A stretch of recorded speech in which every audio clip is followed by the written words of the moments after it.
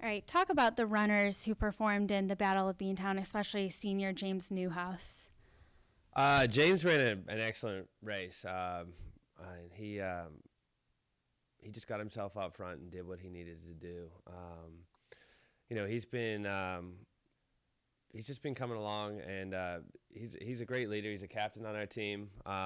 So when you ask him to do something, he does it. And so we're really proud of the way he's come along over the past 4 years. A year ago, he came in with he had picked up E. coli in down in an internship down in South America, Central America, and came into the cross country season in really rough shape last year. So to see him get off to a good start this year is really, it's beneficial to him obviously, but to the team, it's been great having him be the consistent performer that he always has been. And the team could have done better, but we got off to a slow start, and in a field that is that stacked with Oregon, Syracuse, and so many other great schools, you can't afford to give them a head start. And how will you use the team's performance and use that as a benchmark going forward? Well, we come back 2 weeks later on the same course and run the exact same race. And the New England Championships is a great, barometer for our team to see how we're performing. The competition is similar to what we'll see at the ACCs, and if we do well there, we can feel confident going into that meet. But they've just got to get out better. I mean, we talked about that going into the meet. They ran a really nice middle of the race. They ran great in the last mile. They closed it out well. We had a small spread between our first and fifth runners, only 30 seconds. But again, their first mile just was the entire race itself went out at a pedestrian pace. Oregon just held everybody back.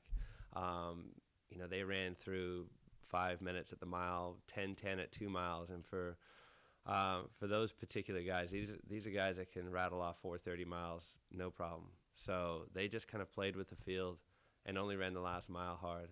So we positioned ourselves in the middle of the pack, expecting a fast race. Instead of running our own race and getting up and getting good positioning and allowing ourselves space to run, we got held back, bottlenecked. It's like being in a traffic jam on the interstate. You're just going to sit there and wait before you can move. So by the time we got out, it was too little too late as a team. But there were some great individual performances in there. We had two freshmen score, Dan Moverman and Gabe McLaren were 4 and 5, and they just steadily moved up throughout. Looked really composed, really mature out there.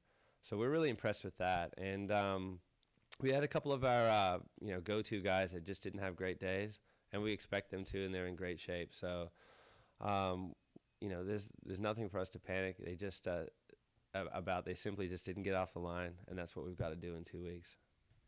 And how does running this race at Franklin Park help you prepare for New England's?